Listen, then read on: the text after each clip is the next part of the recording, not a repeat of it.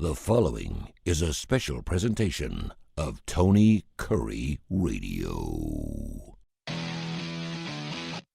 Hello, everyone. Welcome in to Students of the Game. My name is Alex Baumann, and joined by my co-host today, Nathan Glidewell.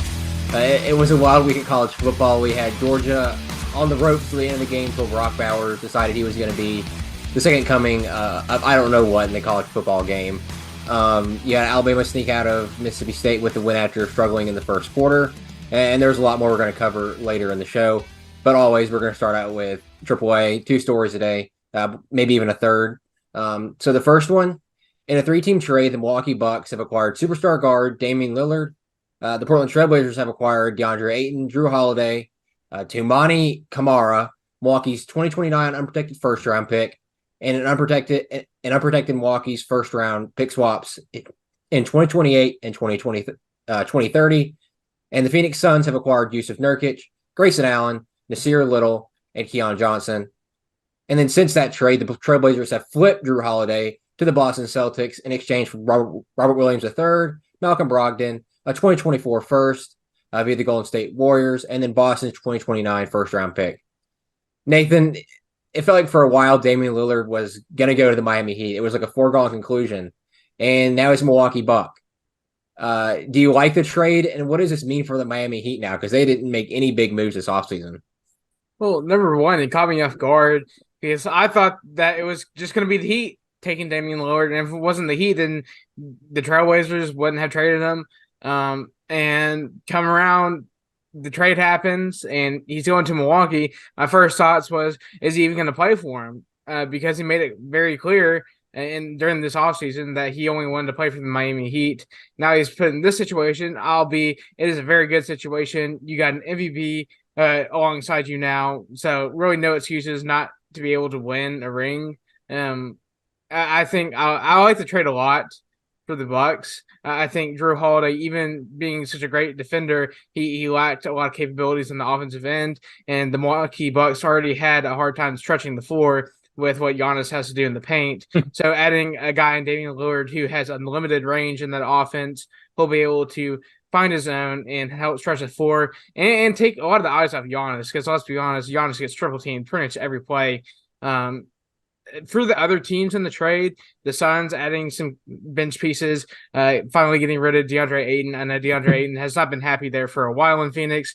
Getting a guy in Yusuf Nurkic, who I think adds a lot of value to the team. I don't think he's going to be a great superstar center or anything like that, but he's gonna play his role. He's gonna be able to get rebounds, and he's gonna bring a lot of energy and tenacity to the team that really needs it. Grayson Allen, good defender, and that he's all right. But I think that was important for the Suns to be able to add some stuff to their bench after they basically spent all their assets on getting every star player in the game of basketball. You look at the Blazers and what they were able to do. Obviously, I think they really eyed around building around Scoot Henderson, the guy they got with the third pick in this NBA offseason. And really being able to flip Drew Holiday and get a guy in Robert Williams, great defender, adds, basically almost a replacement for Yusuf Nurkic. I know he's not as big, but I think he's a little bit more athletic and definitely makes up for the loss on the boards there. And honestly, for the Blazers, you got a lot of pieces for Damian Lillard. I think I wouldn't compare it to like a Paul George Thunder trade. I think that was like probably the biggest trade of all time. But I think what the Blazers were able to do in this scenario, getting the amount of assets they got for a guy in Damian Lillard, they really got all that they could squeeze out of him. Yeah, I think, like you said, Nathan, the Blazers really maximized Damian Lillard here. I don't think the Heat were going to offer them something they were interested in, because it was going to be centered around a guy in Tyler Hero who plays the guard position. But you look on the Blazers roster, their 3 best players are the guards: Scoot Henderson, Shaedon Sharpe, and Anthony Simons. They really don't have a big man. Yusuf Nurkic really didn't play much last season, battled injuries. And when he didn't play, their backup center was some nobody. I can't even remember his name. I want to say Drew Eubanks, but I believe he was on the Spurs. But it was like some nobody. So them going out and getting DeAndre Ayton, who is going to be their franchise cornerstone at that big man position, but also going out and getting somebody like Robert Williams, who has dealt with injuries of his own, but he's a very good defender in the paint, much more than somebody like DeAndre Ayton, who we saw last season sometimes just half did his job on the defensive end of the court, notably against the Nuggets in that playoff series. But I think Robert Williams is a good pairing alongside DeAndre Ayton, whether that's he comes in and replaces Ayton off the bench or they play next to each other. I like the addition of that. They're reportedly going to move Malcolm Brogdon. I don't think he's going to play for the Portland Trailblazers just because, like I mentioned, they have the three best players on their team being guards. And I think they're going to maximize or want to get them the most minutes rather than a guy Malcolm Brogdon who's more of a veteran. If they don't trade him, I think he's still a great veteran piece to have to kind of mentor these guards because Brogdon did win a Rookie of the Year back in, I can't remember, I want to say 2016. It was a while ago. Yeah. But I mean, I still think he's a great piece, whether they flip him or not. And then you get all these picks. I know the Milwaukee Bucks picks are probably not going to be high overall picks, and the Warriors probably isn't either, and neither is Boston Celtics, but those are still picks you can use to, let's say you are, for some reason, the Portland Trailblazers are at the 13th pick and they want to move up to, let's say, the 6th pick.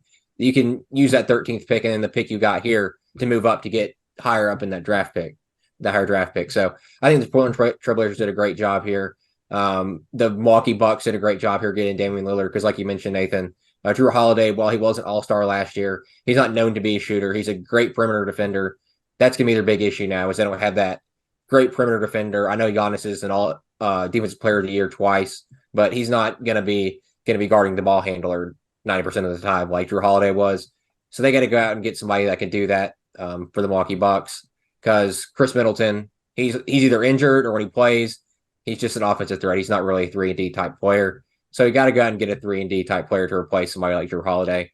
And then the Phoenix Suns, they get rid of DeAndre Ayton. Long time coming. He was not happy there. I think as soon as he was traded, he unfollowed everybody on the Phoenix Suns. And then he started posting about how happy he was and how free he felt, like he just got drafted. So that was a great addition. That was a great time to get rid of him for the Phoenix Suns, kind of get rid of that locker room cancer. And then bring in a guy like Yusuf Nurkic, who, like I mentioned earlier, struggled with injuries the past couple of seasons, but when he is healthy, he's a great interior defender. And when you have Bradley Beal, Devin Booker, and Kevin Durant, you're really looking for a center that's going to go out there and drop 30 points a game. You're looking for a center that's going to get you 15 to 20 boards, get you 4 blocks a game, just lock down that opposing center like Nikola Jokic. And I think that's what Nurkic does. Then you bring in Grayson Allen, who I despise because he played at Duke, but he's a good 3-and-D type player. And then Nasir Little and Keon Johnson, probably just developmental pieces. They're probably going to stick in the G League for a while. But overall, I think it was a great trade for all the teams involved. They got what they needed, and they're all set up to do what they want to do this upcoming season. Moving on to the next story, spring football leagues, the XFL and the USFL announced they plan to merge and begin playing next year in 2024. Nathan, we spent last year covering the USFL. We didn't really do much with the XFL. I wasn't a huge fan of it, but these leagues are combining. Are you excited for it? And what do you think is going to happen with all these teams? Because each league has 8 teams. I really do not think that this merger can sustain all 16 teams. Yeah, that was the first idea that came to mind whenever I heard about this news. Is a lot of these franchises that are smaller are going to get cut away during this merger. Whenever it takes place, I believe probably the closest we'll see it happen is 2025. I don't believe it's going to happen this upcoming season. A lot to do, a lot of different rule changes. Both leagues have different rule sets of their own, so it's going to be a little complicated trying to figure out what to go with in that scenario. I honestly think implementing a little bit from both leagues, giving the best of both worlds. You talk about what the USFL has done, trying to really modernize the game of football with the drones, with helmet cams, with hot mics on pretty much every player. You have refs with cameras. So, I mean, cameras all over the place. I like that idea. That's one thing the USFL had that I think a lot of people enjoyed. And then the SFL just brings a ton more fans with it. One team I really paid attention to from the SFL was Seattle Battlehawks. AJ McCarron played for him last season. Great team to watch, really offensive, and just their fans were always there. I mean, it was pretty much a packed stadium. So I believe it's a lot more popularity for the SFL that they bring into this merger, and then the monetarity from the USFL. But you think about what teams might be cut off. I really would hate to see any teams cut off, but you talk about maybe a franchise in the Showboats where they were the Tampa Bay Bandits last season or the year before that, and then they reran to the Showboats because there was not enough interest in Tampa Bay. Is there enough interest in Memphis? I think so. It's just going to determine who creates the most viewers, and whoever doesn't is going to get cut from the string. Yeah, I like the idea because they were kind of competing last season, and not competing is going to be their big thing if they want to, let's say, be like that G League, D League for the NFL, which is kind of what they've been. They've kind of been the experimental league when it comes to these different rules and, like you said, Nathan, the different cameras they're using. So I think this is a great merger.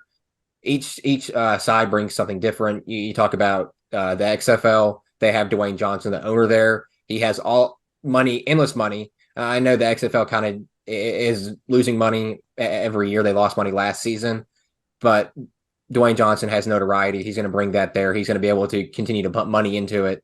So it'll be kind of that face of the new league where the USFL really, I mean, they had Daryl Johnston, but I think The Rock's definitely a bigger face than that for a league. And then you talk about USFL. They're owned by Fox, so they have the TV deal. They did make money last season, so there's that. So I think each one brings something unique to the table, and that's the reason they did end up merging, because I don't think there would have been a possibility for each one to stay competing with each other. There probably one would have died off. So I'm excited to see them combine. I'm worried what teams are going to get dropped and cut. I doubt the Stallions do, because they just won back-to-back USFL championships. There's no way. I will start a riot if that happens. But if they aren't cut, I just hope they keep the hub cities, or they allow the Birmingham Stallions to have home games in Birmingham. Otherwise, that's the reason we started watching the USFL, is because you could go to the games, and a lot of people in Birmingham love the Stallions, love going to the games, love Skip Holtz, love all the players there. So I just hope they keep either they do kind of what the XFL did and just have each team have their home stadium, or they do what the USFL did and do hub cities. I don't care either or, just as long as Birmingham has home games in Birmingham. All right, and the last AAA story is the Charlotte Hornets decided to do a jersey patch partnership with YouTuber Mr. Beast and his company Feastables. Nathan, what are your thoughts on the Charlotte Hornets partnering with Mr. Beast to have the Feastables patch on their jerseys this upcoming season? You're supposed to be a professional brand. You're representing the whole NBA whenever something like this happens. And to be honest, the Charlotte Hornets have been kind of the bozo team of the NBA all offseason. You got what is it, Kai Jones just doing whatever he is doing on social media. He is lost. He is now away from the team. LaMelo Ball getting some of the weirdest tattoos I've ever seen. Do not back him up on that. It seems like the team's all out of sorts, and nothing's happened in the offseason to really improve the chemistry between everyone. I hope I'm wrong in that sense. But then you come out and you're partnering with a influencer. You're partnering with a YouTuber. Guaranteed, Mr. Beast is probably the biggest YouTuber you're ever going to find. He has a lot of money, and that's why he was able to get this deal done.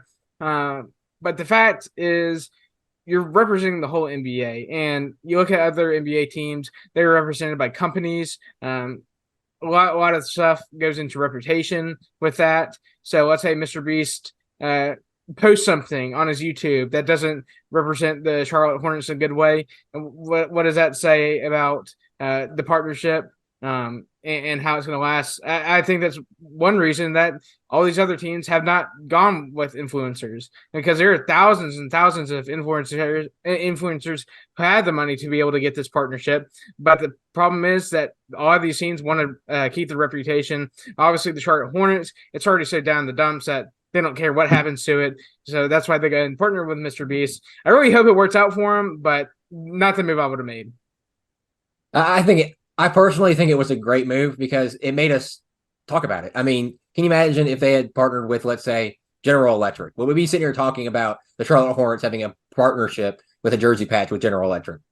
No. We wouldn't even we would just like, oh, cool. It would just be something we scroll through.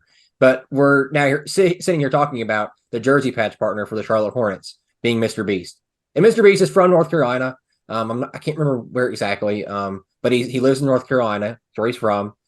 So I think it was a great partnership for him. I think it was a great partnership for the Charlotte Hornets because that franchise, like you mentioned, Nathan, has been down in the dumps. But you get Mr. Beast patch. You might get the little kids that watch him every day to go to a Charlotte Hornets game or be a Charlotte Hornets fan. I don't think they probably will be because they'll go, okay, I'm gonna go with the Charlotte Hornets for done the past Nope, decade. nope, we're good. No, I'm good. I Backing don't it up. want that much pain. But I still think it was a great marketing stunt and great strategy by both sides because Mr. Beast gets PR from it and the Hornets get PR from it. Whether you think it's good or bad, I think it's good for each side. But like you mentioned, Nathan, the downside is what happens if Mr. Beast does something that doesn't line up with the Charlotte Hornets goals and their standards and everything. I haven't seen Mr. Beast do that. I know there's been rumors of stuff like with his Cloud Kitchens or whatever, his food company not having some issues there, being sued and all that. But Mr. Beast as a whole really doesn't have a lot of bad things said about him, like some other influencers around the world. All I've heard is positive things. And I don't know him personally. That's just what I read and what I hear. So I think it was an overall great thing for both sides. All right, moving on to some college football from this past week. Starting with number 12, Alabama versus Mississippi State. Bama ended up winning that game 40-17, making it the 16th straight win for Alabama against Mississippi State.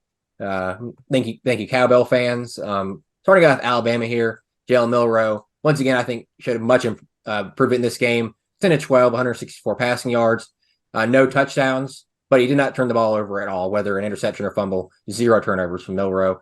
He also had 11 carries for 69 rushing yards and then 2 rushing touchdowns. One of those being the 53-yard run you've probably seen over and over again on social media, and he was the team's leading rusher. So I think Jalen Milroe, once again, like I mentioned, showed much improvement from the Texas game to now. I think he's probably one of the most improved players in the country.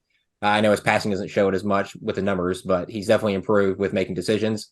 And then you look at the running backs, Jace McClellan, 15 carries, 63 yards and a touchdown. And then Roydo Williams, 10 carries and 44 yards. Then you had Justice Haynes come in there in garbage time, and I think he had a pretty good run where he somersaulted for extra yardage. I hope to see more of Justice Haynes in the future because even though he only got those 4 carries for 22 yards, he looked pretty good in those. Better than Jay Miller's looked all season. So I definitely think he should catapult him in the depth chart the way he's played in garbage time. You look at the receivers, no Jermaine Burton this week. He only played a little bit in the first quarter, and then we didn't see him since then. Reports were there was nothing injury or he wasn't in trouble with Nick Saban, no suspension or anything with the team. They just wanted to hold him out, kind of rest him, and give these younger guys an opportunity after they had taken that big lead against Mississippi State. But the guys that did play, you had an Amari Dimeblack at tight end, 3 receptions, 61 yards, and you had Malik Benson behind him with one reception for 27 yards. So I think the receivers played pretty well. Amari Dimeblack really has been that kind of safety blanket for a guy in Jalen Milroe when he senses pressure or when he gets outside the pocket or he can't get his first read. It's been Amari Dimeblack that's been the go-to guy. I think that connection is going to be something to look forward to, not only the rest of this season, but into next year with these two guys coming back. You look at the defense, continues to be the highlight of this team. You had 4 sacks, 8 tackles for loss, and then 3 interceptions by Chris Braswell, which was for a touchdown. And then you had Caleb Downs and Jahad Campbell get 1 each for themselves. You didn't have Deontay Lawson, the starting linebacker this week, who's the play caller on defense, kind of the guy that gets everybody set up. But Jahad Campbell took that role here, and I think he played his tail off this entire game. Wherever the ball was, Jahad Campbell was there. He had 14 tackles, half a sack, and then 1 TFL in the interception that I mentioned. I think he played really well in the absence of a guy in Deontay Lawson, who I was really concerned about with him being gone. How are we going to be able to manage that? Because when he left last week, the defense really kind of like discombobulated at the linebacker position. But Jahad Campbell played really well. Nick Saban mentioned getting him experience is going to be the big thing, but he was impressed as well. So good thing for Campbell in the absence of Deontay Lawson. No update if Lawson's going to play this week, but for me, even if Lawson doesn't play, I'm still comfortable with Campbell being that quarterback of the defense. Caleb Downs returned back to former 13 tackles and that interception where the ball was basically just thrown to him. Then you had Tresman Marshall at linebacker. He had half a sack and then 2 TFLs. He was all over the place on defense. For the past couple weeks, I've been kind of worried about Marshall. Really thought a guy like Kendrick Blackshear should have been playing over him, but he shut me up this game. Played really well against the Mississippi State defensive front or offensive line, and got in there and got to Will Rogers. Malachi Moore played pretty well, had 2 tackles for loss, and then Dallas Turner had a sack and a tackle for loss. So I think the defense, like I said, has been the highlight of this team, has been the most consistent. And Nick Saban really did get up into him when they started making mistakes. there's some clips on X or Twitter where you can go watch. I mean, Nick Saban really got into Terrion Arnold, man. I mean, he was all up in his grill. I don't know what he did, but it was on the play where Mike Wright got the zone read touchdown, and Nick Saban was not happy with whatever Terrion Arnold did. So I was personally excited to see Nick Saban get mad again and get all up into players' faces, because that really shows that the players are comfortable with Nick Saban and Nick Saban's comfortable with the players. So that once again, a great thing to see. For Mississippi State, I don't know where to go from here. I know Zach Arnett's the first-year head coach. He's a young guy, one of the youngest coaches in college football. But you have Will Rogers, who is one of the most, if not the most experienced player at the quarterback position in the SEC. And it's like I was watching a freshman. 107 passing yards, 1 touchdown, and then 3 interceptions. Outside of the pick 6 that he threw, I mean, all those passes were horrible. I mean, the one to Jahad Campbell, he threw right to Jahad Campbell. And the one to Caleb Downs, he just kind of like lofted the ball up there, and Caleb Downs just walked into it. I don't know what's going on in Mississippi State. I know this is a new system for Will Rogers, but Will Rogers, like I said, is the most experienced quarterback in the SEC, and he played like a freshman. And then you had their best receiver, Tulu Griffin, that was held at 21 receiving yards, and then the previous week against South Carolina had 256 yards receiving.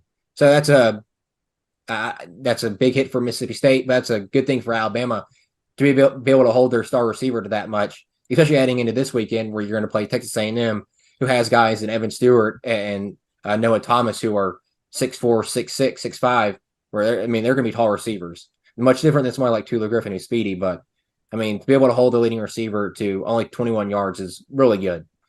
Mississippi State, I don't know if Zach Arnett's the answer. They'll probably give him a couple more years, but I don't see him being the long-term answer at head coach. Nathan, what did you see from Alabama this game that gives you hope for next week heading to Texas A&M? And then what do you see from Mississippi State that you were just not happy with?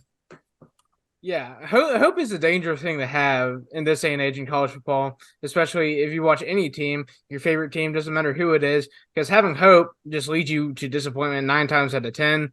I experienced that week 2 after watching this Alabama team play against Texas. Coming out against a Mississippi State team that I really think is underrated. They have a lot of pieces that really can put it together when they can.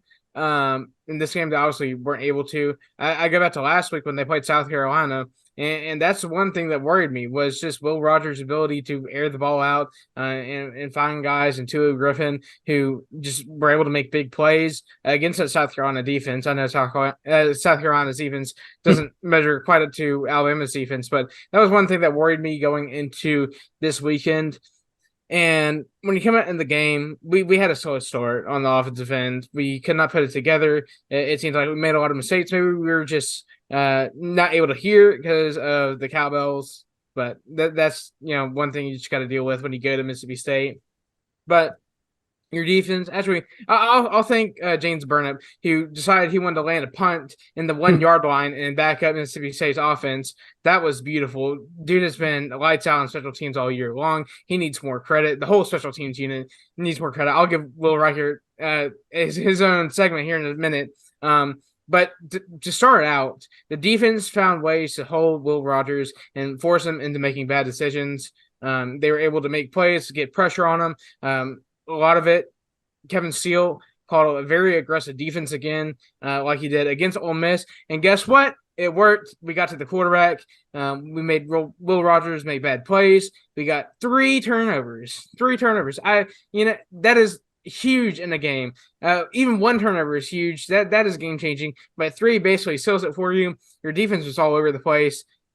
Real big credit to Jahad Campbell, what he was able to do in the absence of Deontay Lawson. I thought that was going to be a bigger loss, but Campbell steps in and shows that really, he can fill the spot as well as Lawson can. Secondary, lights out. Kool-Aid McKinstry, you really don't even have to hear about him anymore because they don't even try to test him. They try to test Terrion Arnold every week, but dude has turned into an elite corner. I don't remember the last time Terrion Arnold really just looked absolutely horrible. You have to go back to last year because he has made so many plays, and I am just so surprised every single week by how much progress he's made. But the defense is elite. You could argue that it's top 5 in the country. I'd say it's probably easily top 5, just the way they are able to constrict opponents. But it all comes down to what Ken Steele has done, and really just simplified the defense during the offseason and created something that's really just go down and find the ball and hit whoever has the ball, get it, whatever you have to do to get a stop. So a lot of credit to the defense. Look at the offense. Tommy Rees has been asked time and time again to figure out something that can complement Jalen Milroe and the type of game that he has. You come out, I know the first few drives, I'm going to go ahead and ignore that because I think it's just a little sloppy. But you come out in the third drive and you see something that I haven't seen in forever, is a quarterback draw. And what's beautiful about that, everyone thinks Jalen Milroe on 3rd and 10 or 2nd and 10 is going to throw the ball. But guess what? He drops back for a second and then finds his hole, and he takes it to the house. That is a beautiful play call to catch a Mississippi State defense lacking, especially when they just are so used to quarterbacks just driving back to pass. It keeps the defense on their toes. Really did in that scenario. Jalen Milroe was able to make a great play on the ground. Let's be honest, the dude is so fast. He just needs to have more opportunities in the open field like that, because he just takes over at that point in time. Look, we only passed the ball 12 times in this game. Jalen Milroe completed 10 of those for 164 yards. I know he didn't have any touchdowns through the air, but every single time the dude was asked to make a throw, he made a pretty good throw and put it in a spot his receiver can get it. And that's all you should really ask of him. Turnovers, that has been the big thing, but none in this game. Really, he's just improved every single week. And that's one thing. I know it's not an explosive offense like Bryce Young had, or you go back to Tua or any of that. But Jalen Milroe is such a different quarterback. You can't expect anything like that. And for the simple fact that he didn't turn the ball over, I give Jalen Milroe a lot of props. And a little bit more comfortable going into a weekend versus Texas A&M. Look at the running game. Jace McCullough ran with an attitude the whole game. He found the hole. His offensive line did such a tremendous job. You saw Tyler Pritchett get work at left tackle. Him and Caden Proctor switching in and out. I think the line is kind of a little bit better when Tyler Pritchett is in, just because he can move around a little bit more in pass protect scenarios. But I think both guys do a tremendous job with run blocking. Tyler Booker continues to be such a great guard. There are certainly plays I saw him get a couple of pancakes in this game, but dude needs a lot of credit for what he's been able to do for the entire offensive line. Seth McLaughlin still struggles with snapping the ball, and go over the play. Go over the play. Yeah, so we'll break this out. I think it was the second drive. It was 3rd down. It was a 3rd and manageable. And Jalen Milroe turned to the sideline, getting the play call in. And Seth McLaughlin, I don't know what in his head cued him to snap the ball, but he just snapped it into the side of Jalen Milroe. Almost a fumble right there, almost a turnover. But luckily we were able to get back on it. But when it comes down to is Seth McLaughlin just doesn't look comfortable snapping the football. Whether it be a play like that where there's so much noise he can't hear what's going on, or a simple play where he just lined up on the football and he's asked to snap the ball. He's dealt with low snaps. He's dealt with high snaps. Don't see really many great snaps. And that's one thing that has to change. I know Jalen Milroe, after this game, he said that it's his fault and he needs to take the responsibility for it and keep Seth McLaughlin in the line. But what it comes down to is Seth McLaughlin needs to be able to make the plays. And if not, he needs to be switched out, because we cannot have these moments where Jalen Milroe is having to reach at his feet to catch the football and try to figure something out, because that's just not going to work, especially versus defenses like Texas A&M. So I really hope during this week he has a good week of practice. If not, let's find someone else who can snap the football correctly. The receiving crew, Amari Niblack has been lights out at the tight end position, really just turned into an all-around receiving threat. The mismatch he had in this game, he really made that apparent, being able to just go up and use his height to catch the ball and getting vertical. Malik Benson found the hole in zone one time for a 26-yard catch. 27-yard catch. But I think the one thing in this offense is we see a lot of the single back. We run a lot of 2 tight end sets, which allows for guys like CJ Dupree and Amari Niblack to make plays, really good safety valves. You've seen Robbie Oots out there. be able to make plays. I know he's not your ideal receiver, but he's been able to make plays. And you really question, can we find more of the playmaking receivers like Jermaine Burton, like Isaiah Bond? And I think there is a point in time where you do need to find them, but when it comes down to is not putting your quarterback in scenarios where he has to force the ball to him. And if your quarterback can find the open guy who is in the middle of the zone, even if it's a 5-yard gain, instead of throwing something deep that might be turned over, I think that's 10 times better. I think that's something that's changed since the beginning of the season, and that continues to develop. I think you got to give Tommy Rees a little bit of credit, and give Tommy Rees credit because he finally ran under center QB sneak. I lost my mind, man. Whenever I saw that happen, I was going up, I was dancing. I was all excited. But anyway, last thing before we move on to another team, Will Reichert, dude's automatic. I have no words. I've never seen a kicker like this in my life. Being an Alabama fan, you know we've dealt with horrible kickers. Andy Papanassos comes to mind instantly. Dude almost lost the national championship. Adam Griffith, you know what? I don't even want to talk about him because Andy Papanassos is my all-time least favorite kicker that's played for the University of Alabama. But I really think we just need to take a deep breath and think about how great Will Reichert is as a place kicker, because it's like 25 straight kicks he's made now. 24, 25.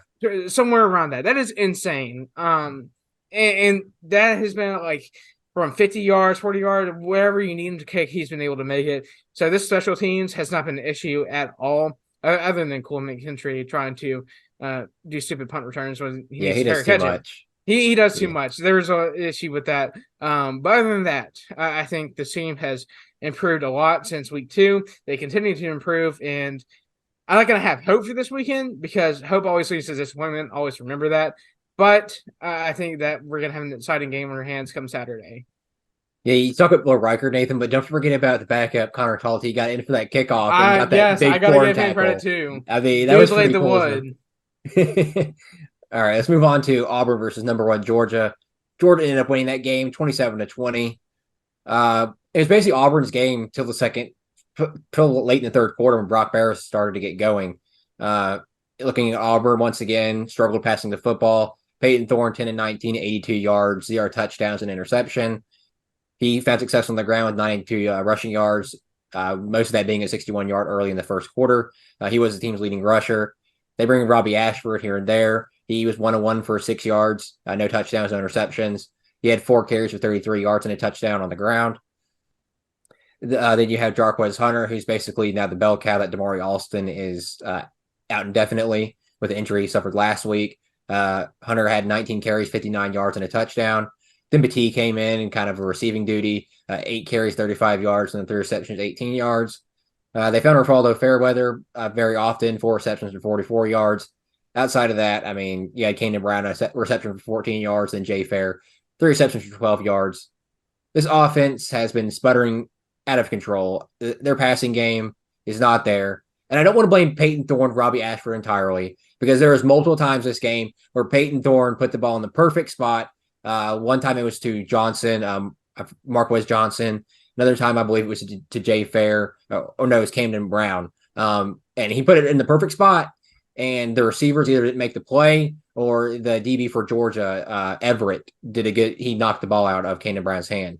Or Johnson's hand, sorry. These receivers have to be better catching the ball, especially when Peyton Thorne actually puts the ball in a good place, because that is a very rare occurrence. They got to be able to make plays. The offensive line, I think, did a better job, especially against the Georgia defensive front. They did give up 3 sacks, but that's only 3 sacks. Playing Georgia in the past with Auburn's offensive line, I mean, you would have expected like 10 sacks, how bad Auburn's offensive line was. But I think they did a great job this game for protecting Peyton Thorne, opening up the running holes, learning the lanes for him and the running backs. It just came down to Auburn's passing attack being non-existent. I don't know what to do here. I don't think it would have been fair this game to put in Holden Geriner against Georgia for his first SEC start. Auburn's off this week. Maybe you take this off week and you prepare Holden Geriner for the following week against, I believe, LSU. I still don't think it's a fair thing for him to go against LSU after what they did this past week, even in a loss. I don't know what the answer is for Auburn at quarterback. I guess it's just stick with Peyton Thorne and ride it out to the end of the season.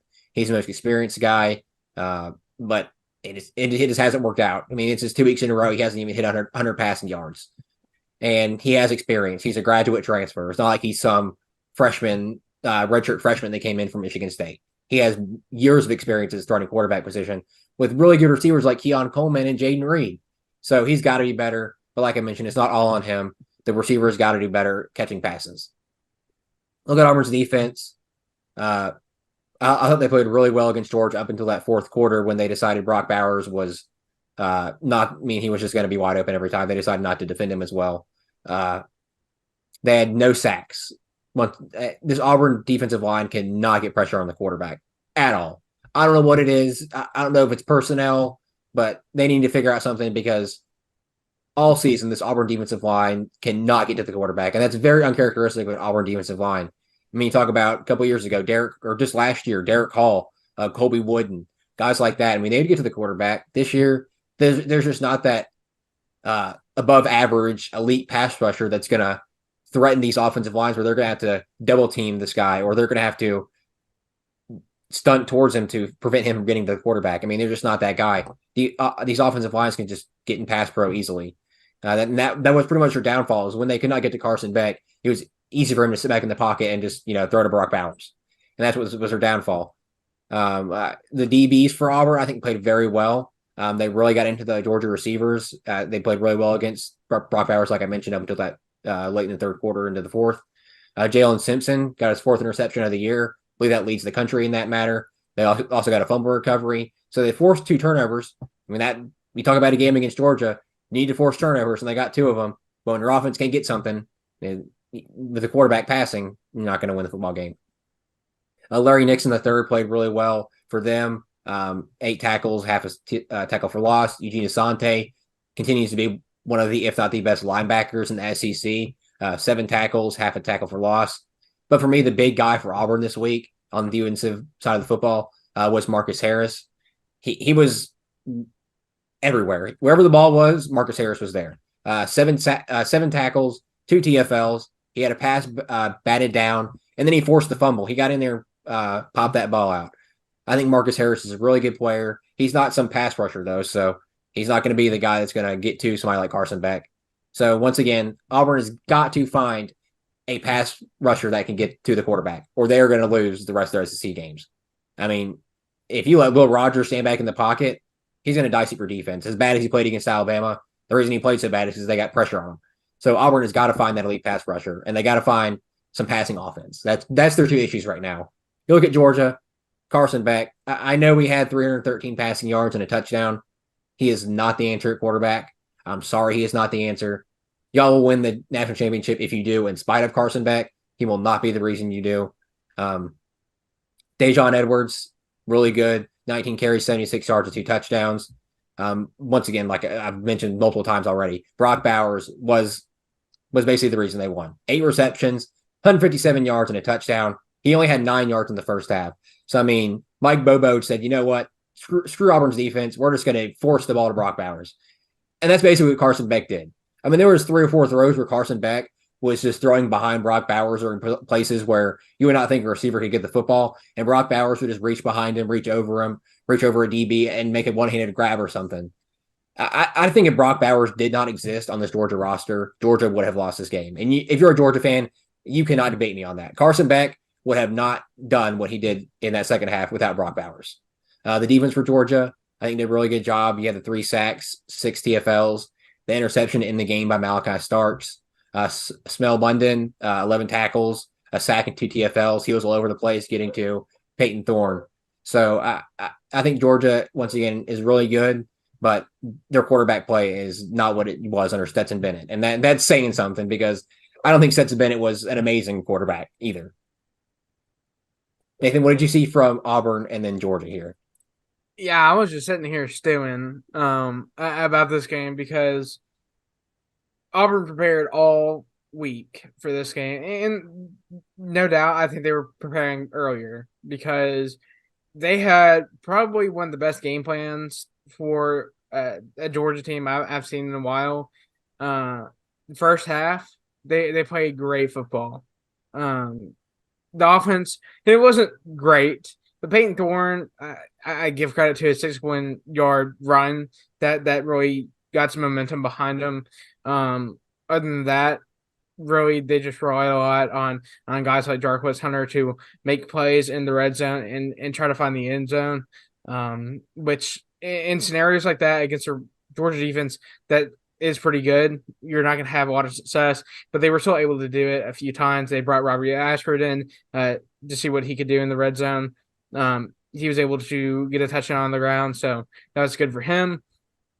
But what it comes down to is when Auburn takes the field on offense, you know what their limitations are. You know they can run the ball.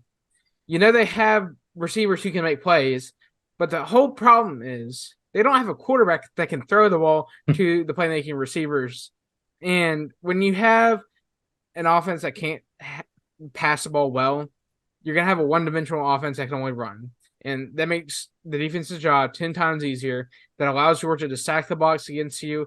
That allows Georgia to make you throw the ball and really make you make mistakes. And Peyton Thorne, he only had one interception. Anagita was on the final drive of the game. Other than that, I think he played pretty mistake-free football, but it was also to a point where it was way too conservative. You're not going to beat Georgia by just hitting the check down every single time.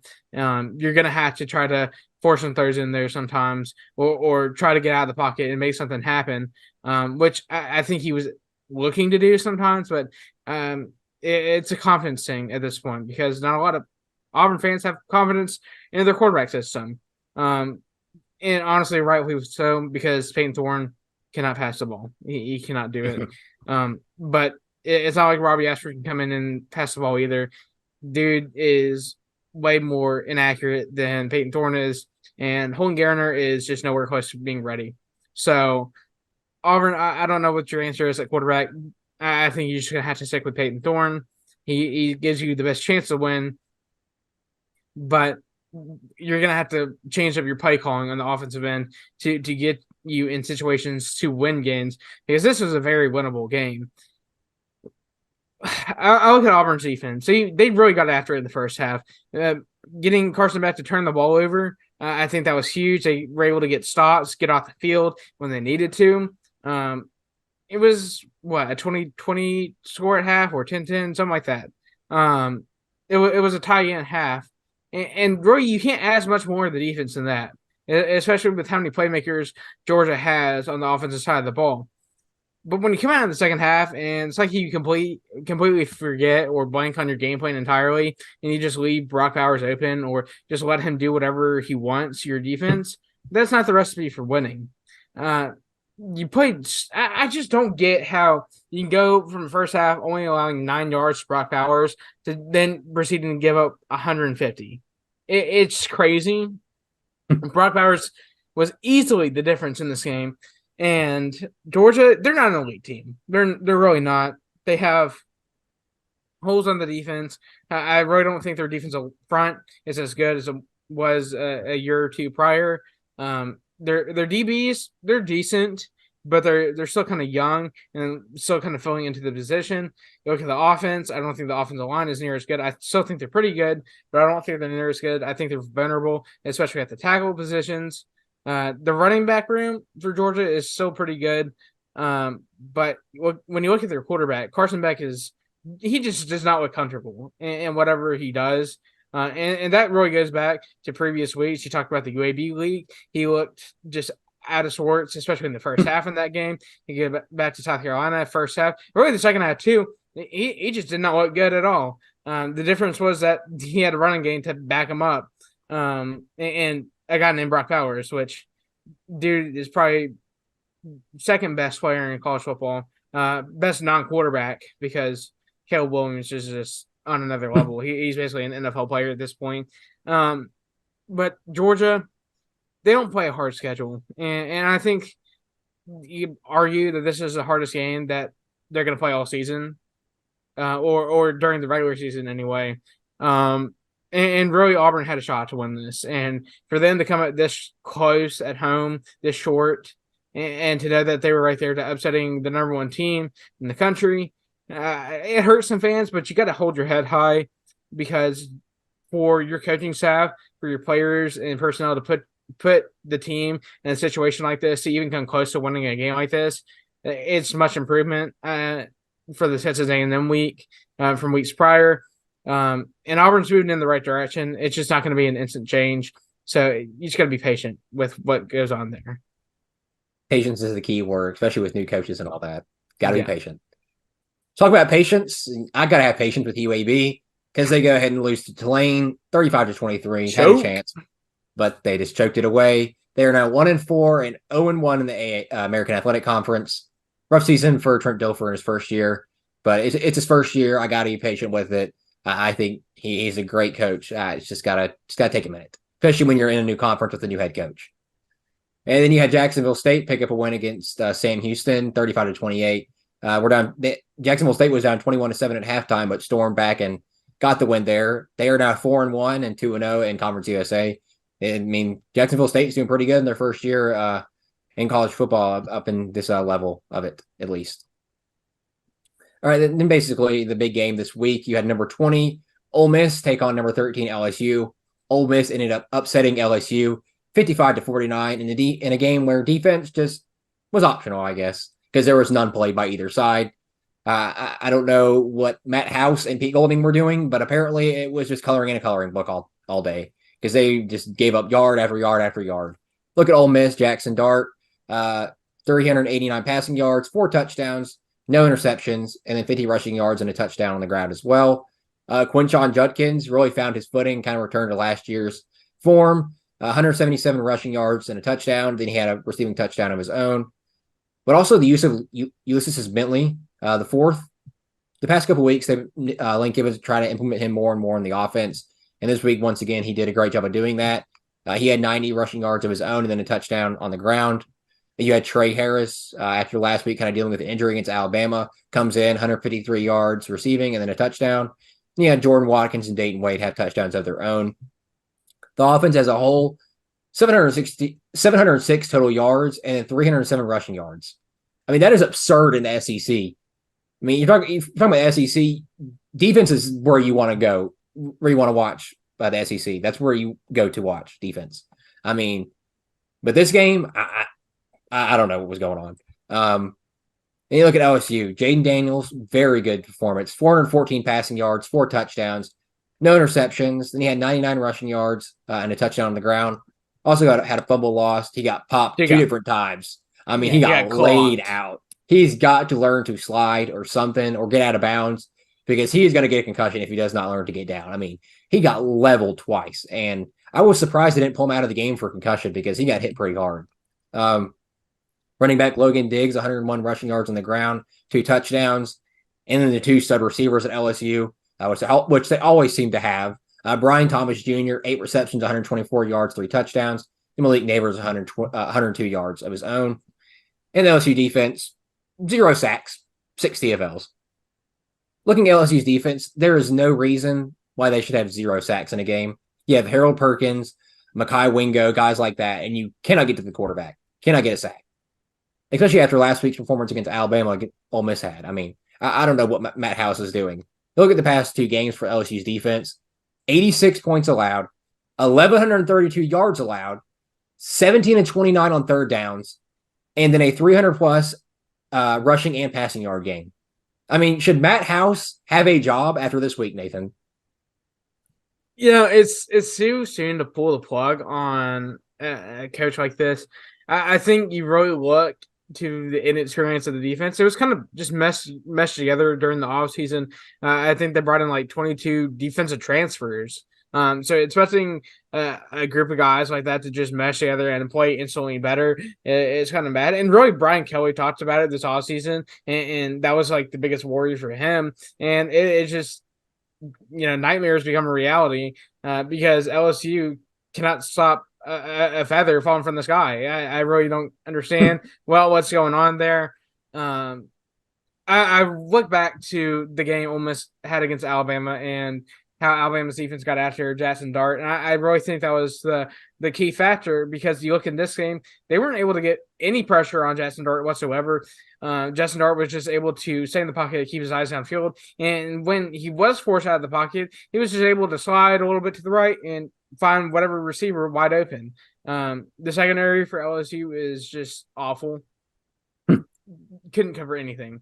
I mean, it is unbelievable. I think about watching the game, and for LSU to have this elite of an offense, for them to have a Heisman candidate at quarterback, and then you turn around and you look at their defense, and you're like, well, what is this? Because this is not an LSU team I recognize. LSU has always had at least some sort of identity on defense. They have none. And I'm not letting LSU off the hook here either, because Ole Miss's defense is awful as well. Pete Golding there, I am so glad he's gone from Alabama, because he is doing the exact same thing to Ole Miss. It just so happens that Ole Miss's offense and Lane Kiffin just understand the game a little bit better than Pete Golding was trying to sell. Because let's be honest, Pete Golding was selling this game hard. He was riding on LSU winning this game. I don't know how much money he bet on it, but Lord, he was trying hard.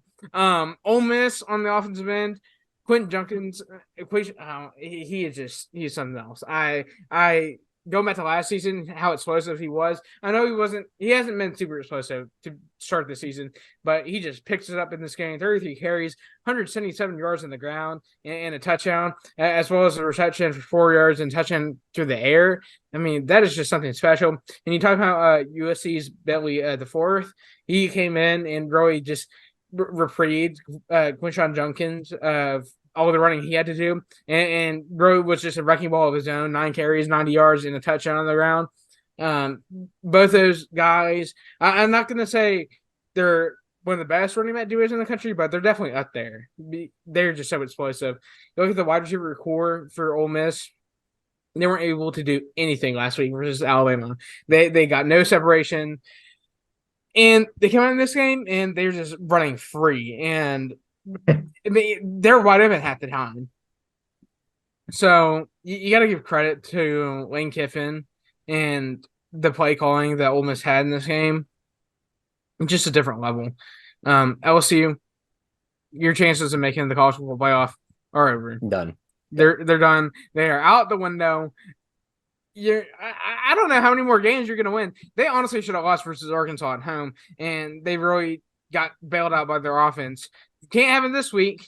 How many more weeks is LSU's defense just going to go out in the field and start picking daisies? Are they going to get off the bus next week? Did they sleep in the hotel room? Did they even make the flight to an away game? I don't know. But LSU's defense is horrible. Probably the worst in the SEC, and Ole Miss is right there with them. And awful. Absolutely awful. Oh, Lord. If you're an Ole Miss fan, though, you're a huge A&M fan this weekend. You want A&M to beat Alabama, and then you can beat up on A&M. So as you're Ole Miss fan, you're a big A&M fan. LSU, I don't know what you're a fan of. Maybe trying to win football games and play defense when you do so. Bourbon. Whatever. I mean, this was a great offensive game. Like I mentioned, terrible defensive game on both sides. Upsets this week, you had number 19 Oregon State beat number 10 Utah 21-7. Utah's quarterbacks, no Cam Rising once again. So you had Bryson Barnes and Nate Johnson kind of both play. The quarterbacks went 13-31, 141 yards, a touchdown and an interception. And then the team rushing yards had 57 yards on the ground on 32 carries. So basically the whole offense is ineffective, as you can tell by the 7 points they scored. Then you have Oregon State quarterback DJ Uyunglele, 14-25, 204 yards, a touchdown and an interception. And then he had 6 carries for 18 yards on the ground. So DJ is really sticking it to Dabo right now, because Oregon State looks 10 times better than someone like Clemson, because they're actually in the top 25. Another upset is you had Kentucky beat number 22 Florida 33-14. Ray Davis absolutely ran all over Florida. 26 carries, 280 yards, 3 touchdowns, then had a receiving touchdown of his own. Devin Leary really didn't have to do much. He only had 69 passing yards and a touchdown. And Florida, on the other hand, was held to 69 rushing yards on 29 carries. When a couple weeks ago, when we were covering Florida, when they beat Tennessee, they ran all over Tennessee. So I think Kentucky had a great game plan for that. Really forced Gray Mertz to beat them, and he couldn't. and Ray Davis had the game of his life. Some people say he's still running right now. Florida's still chasing him. Austin Armstrong still trying to figure out how to stop him. Another upset. Bowling Green beats Georgia Tech 38-27. Thank you, Haynes King and Georgia Tech, for losing to Bowling Green. Oh. And then the most surprising upset of the week outside of that one, Baylor beats UCF 36-35 after coming back from 35-7 with 28 points down in the third quarter, which to win the largest comeback in Baylor history, and UFC allowed the largest comeback in their history. Just a note here, UFC quarterback John Rice Plumlee was out for the game, and UCF did have a chance at the end there. There was some play I saw on social media where the quarterback ran like he was playing Madden with Michael Vick, just ran like a complete circle and found the guy for the first down, but it wasn't enough. And funny enough, the Hornets commentator Eric Collins was commentating that, so that made it like 1,000 times better.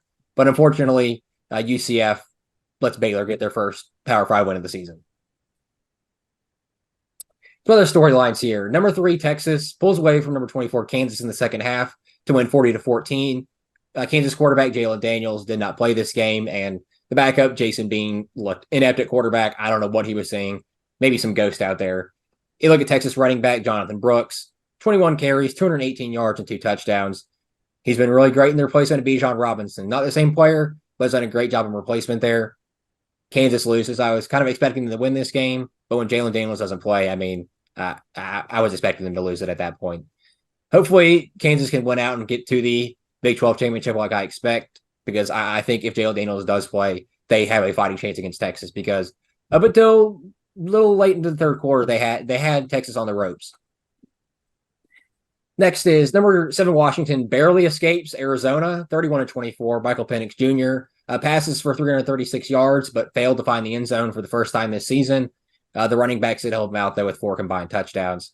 I do think this probably takes a hit to Michael Penix Jr.'s Heisman campaign, because then you talk about this game. Number 8, USC staves off a late comeback by Colorado to win 48-41.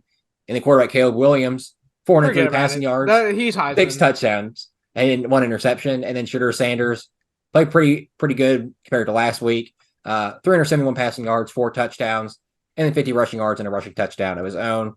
But then you had the freshman wide receiver for Colorado who got a chance to play, Amarion Miller. He had 196 receiving yards and then a touchdown. So they got him going. They also played 5-star corner Cormani McClain. He got some reps, but it just wasn't enough for Colorado to upset somebody like USC and Caleb Williams. Audric Estime for Notre Dame scored the go-ahead 30-yard rushing touchdown to help number 11 Notre Dame beat number 17 Duke 21-14 on College Game Day. Duke quarterback Riley Leonard fumbled on the final drive to end the game. Leonard was injured on the play and left on crutches. Head coach Mike Elko for Duke did not offer details or an update on the injury after the game, and there's still an update as we record this video. So I'm not sure what that means. It did not look great. I doubt Leonard probably plays the next couple of weeks, might be out for the season. But for Duke, that's a huge loss if he is, because he's basically been their entire offense. Especially this game he was. Number 21, Tennessee gets their revenge for last year's game with a 41-20 win over South Carolina, because last year South Carolina basically ended Tennessee's hopes of getting to the college football playoff after the Spencer Rattler legacy game he had. So Tennessee gets their revenge on South Carolina. Despite losing starting quarterback Connor Wegman for the season, Texas A&M and backup quarterback Max Johnson beat Arkansas 34-22. Johnson 17-28, 210 yards, 2 touchdowns, had an interception, but also had 57 rushing yards. And then Arkansas quarterback KJ Jefferson, pretty underwhelming in my opinion. 9-17, 132 yards, 1 touchdown, 1 interception, and then he had 18 carries for -3 yards. Worth noting here, A&M's defense, once again, I believe this was the same exact numbers they had last week against Auburn, 7 sacks and 15 TFLs. And then linebacker Adrian Cooper, I mean, dude might be in contention for the SEC Player of the Year the way he's been playing. 6 tackles, 4 solo, 2 sacks, and 3 TFLs. If you look at the overall A&M game here, I mean, it's Sam Pittman's time up. It's kind of like a Mel Tucker situation outside of Sam Pittman. Mel Tucker, I mean, doing whatever he did with allegations he's got against him. But Sam Pittman had that one good year. Arkansas with foaming at the mouth and signed him to an extension. They paid him more, and since that year, not very good. KJ Jefferson, for as long as he's been in the SEC, like Will Rogers, I mean, he got outplayed by a backup. Well, it's Sam Pittman's time up, and what's wrong with KJ Jefferson? Well, it's not something wrong with KJ Jefferson, and I don't think the answer is to fire Sam Pittman, because I do believe Sam Pittman has the resources to be a great coach, and I honestly think that he does a lot more with a lot less. But you look at the situation that Arkansas is in as a team right now, their offensive line is like Swiss cheese. It has holes all in it. And that's where you need to start. You need to find pieces to plug in that can help protect KJ Jefferson a lot more in the pocket, because he's had no time in the pocket. Other than the LSU game, he's been scrambling for his life and had to make improvised throws on the run, or whether that be running for the first down or whatever he tries to do out in the open field. But asking so much of KJ Jefferson to be that playmaker in the offensive end, that is not fair to him. And honestly, that's not fair to your offense as a whole, because your receivers do not get time to actually make plays when they're open. Look, it's not an easy fix for Arkansas. And I really think the window for fixing it was probably after week 1. And really before that in the off season, but we're here now. You already are pretty much, I'd say, eliminated from winning the SEC West. You're lost to LSU, knocks you out, and then you go and lose to Texas A&M. I don't see them really making a run like that anymore. And then not this next weekend, but the week after, you had to go to Alabama. Forget it. You're not going to be able to even come close to scoring 20 points in this defense. There's a lot of bad things going on in Arkansas right now, and it's really just sad because they have talent and they should be doing a lot more. And it's not just Sam Pittman's fault. There's a lot of people to blame for it, and it's just not something that's going to be fixed during the season. And the last thing before we end today, Maryland improves to 5-0 with Ohio State up next behind Taulia Tagovailoa's 352 passing yards and 5 touchdowns. I am hoping and praying, and I really do predict here that Maryland does beat Ohio State next week. I really do. I really think they do. Alex, it's not going to happen. I've wanted it to happen every single year, and they've gotten close several years, and then they just give it away at the last second. I love Taulia. Wish he would have stayed at Alabama and developed, but for him to be doing what he's been doing at Maryland is just insane. That Maryland team, great offense, defense, lacking, and that's the difference. So we'll see what happens going forward. I don't predict the upset, but Maryland does look pretty good. They're 5-0 to start off, and that's more than you can ask. All right. Well, that's all the time we have for today. Thank you for listening and watching Students of the Game. This has been a special presentation of Tony Kurre Radio.